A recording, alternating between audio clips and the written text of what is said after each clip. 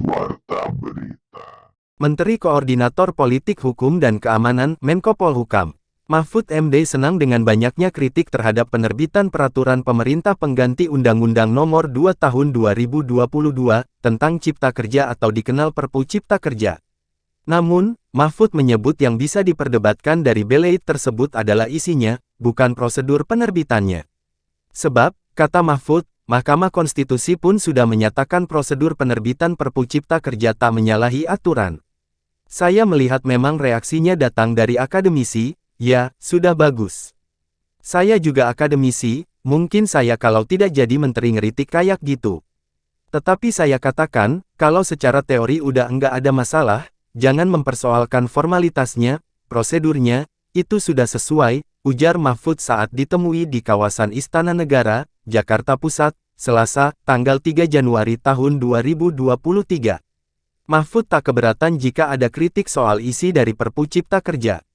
Menurutnya hal itu biasa terjadi saat pemerintah mengeluarkan undang-undang baru, dan bagus karena menunjukkan majunya demokrasi di Indonesia. Kritik dari masyarakat itu bukan berarti sewenang-wenang.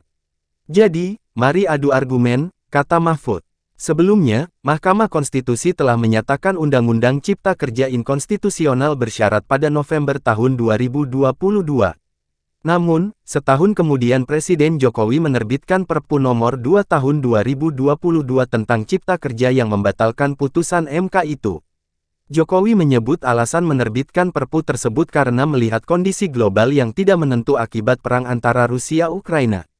Menko Perekonomian Airlangga Hartarto menyebut perang itu berdampak besar bagi kondisi dunia dan memperparah krisis energi hingga krisis keuangan banyak negara. Pertimbangannya adalah kebutuhan mendesak, pemerintah perlu mempercepat antisipasi terhadap kondisi global, baik yang terkait ekonomi kita menghadapi resesi global, peningkatan inflasi, kemudian ancaman stagflasi, dan juga beberapa negara sedang berkembang yang sudah masuk kepada IMF itu lebih dari 30 dan sudah antre juga 30, kata Airlangga di Istana Kepresidenan, Jakarta, Jumat, tanggal 30 Desember tahun 2022. Airlangga menjelaskan putusan MK mengenai UU Ciptaker sangat berpengaruh terhadap dunia usaha.